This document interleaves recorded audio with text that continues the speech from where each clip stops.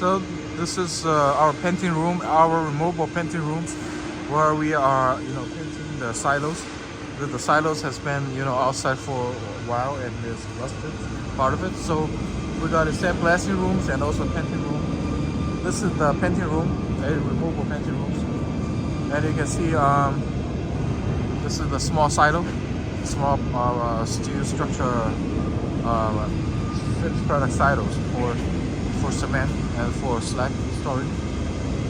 And moving on to the other side, you can see we have a manholes on the top. Yep. Okay. So this is our silo, and then, like I said, all of our steel structure parts has gone through.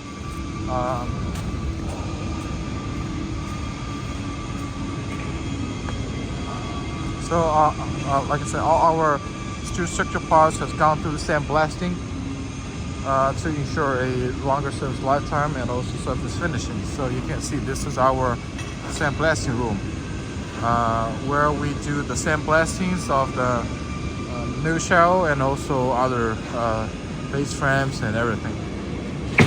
So basically, this is our sandblasting room, and it's 6 meter by 6 meters by 20 meters long. Okay. And we are ready to do the sandblasting of this part. Okay.